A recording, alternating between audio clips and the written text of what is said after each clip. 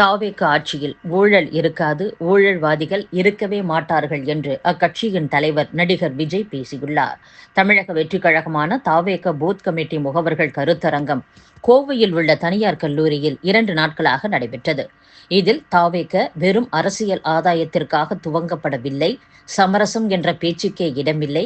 அதே நேரம் இதனால் மக்களுக்கு ஒரு நல்லது நடக்கும் என்றால் எந்த ஒரு எல்லைக்கும் போக தயங்க மாட்டோம் என்று விஜய் பேசியுள்ளார்.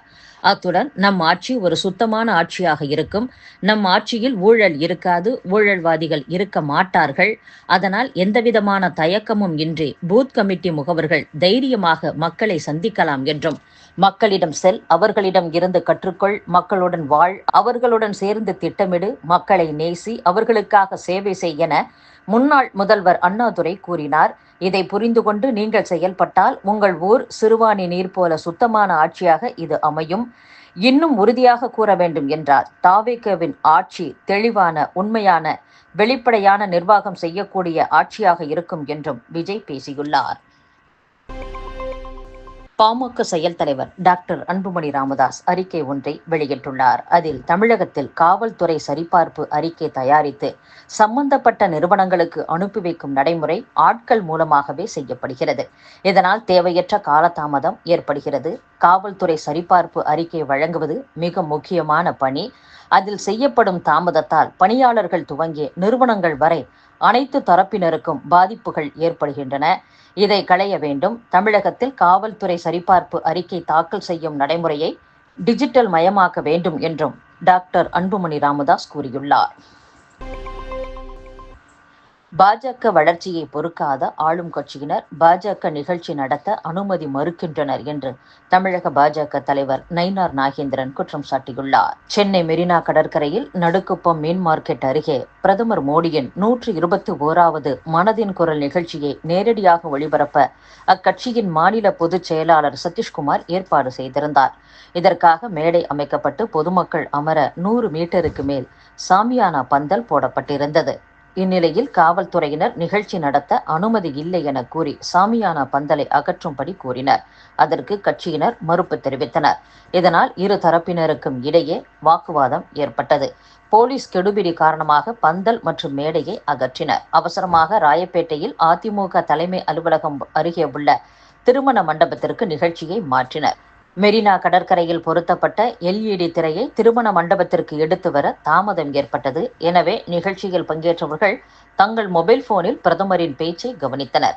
சிறிது நேரத்திற்கு பிறகு LED திரையில் பிரதமர் பேச்சு ஒளிபரப்பப்பட்டதும் அதை பார்த்தனர். நீர்த்தேக்க தொட்டியில் மலம் கலந்த வேங்கை வயல் சம்பவம், கள்ளக்குறிச்சி கள்ளச்சாராய மரணங்கள், மேல்பாதி பிரச்சனை உள்ளிட்ட எத்தனையோ பிரச்சனைகள் குறித்து விடுதலை சிறுத்தைகள் கட்சி பேசியுள்ளது, போராடி உள்ளது என்று அக்கட்சியின் தலைவர் திருமாவளவன் கூறியுள்ளார்.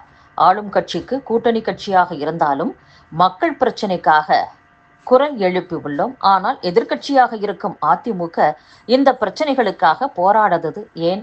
கூட்டணிக்காக எல்லா கதவுகளையும் திறந்து வைத்துக்கொண்டு யாருக்காகவும் விசிக காத்திருக்கவில்லை. பாஜக, அதிமுக உள்ளிட்ட பல கட்சிகளோடும் கூட்டணி பேசும் ராஜதந்திரம் விசிகவுக்கு தெரியாது, தேவையும் இல்லை. பாஜக மற்றும் பாமக இடம்பெறும் அணியில் விசிக இடம்பெறாது.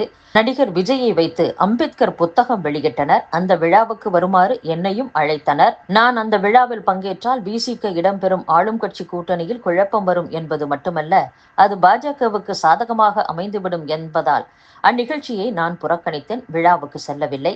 தாவேகவுடன் கூட்டணி சேரும் வாய்ப்பு விடுதலை சிறுத்தைகளுக்கு இருந்தது. ஆனால் நான் தான் கதவை அடைத்தேன். நம் பக்கம் விசிக வரமாட்டார்களா என கதவுகளை திறந்து வைத்து அதிமுக காத்திருந்தது. துணை முதல்வர் பதவி தருகிறோம், 5 அமைச்சர்கள் தருகிறோம் என்றெல்லாம் பேரம் பேசினர். எல்லோரும் நினைப்பது போன்ற சராசரி அரசியல்வாதி அல்ல திருமாவளவன். இப்படிப்பட்ட ஆசைகளால் திருமாவளவனை வீழ்த்தி விடலாம் என யாரும் நினைத்தால் தோல்விதான் கிடைக்கும். யாரும் என்னை வீழ்த்த முடியாது என்றும் திருமாவளவன் பேசியுள்ளார். ஜம்மு காஷ்மீரில் துப்பாக்கிச் சூடு நடத்தி சுற்றுலா பயணிகளை வீழ்த்தியுள்ளனர். இதற்கு தூங்கும் புலியை இடறியதால் ஏற்படும் விளைவை பாகிஸ்தான் அனுபவித்தே ஆக வேண்டும் என்று மதுரை ஆதீனம் கூறியுள்ளார். பாகிஸ்தானை தனிமைப்படுத்தி அவர்களுடன் உலக நாடுகள் எந்த தொடர்பையும் ஏற்படுத்திக் கொள்ளக்கூடாது. இந்தியாவில் வக்ஃப் வாரிய சட்ட திருத்தத்திற்கு எதிர்ப்பு தெரிவிக்கின்றனர். இன்று மத தீவிரவாதத்தில் ஈடுபடுவது பாகிஸ்தான், அதனை தூண்டிவிடுவது சீனா. காஷ்மீர் விவகாரத்தில் தற்போதைய அரசு தீவிர நடவடிக்கை எடுத்து வருகிறது. நேரு ஆட்சியில் பல இடங்களை இழந்துள்ளோம்.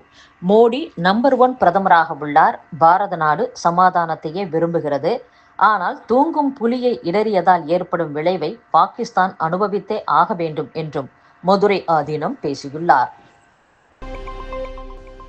பகல்காம் தாக்குதல் எதிரொலியாக ரஜோரி உள்ளூர் மக்களுக்கு ராணுவ அதிகாரிகள் பயிற்சி அளிக்கும் முயற்சியில் ஈடுபட்டுள்ளனர்.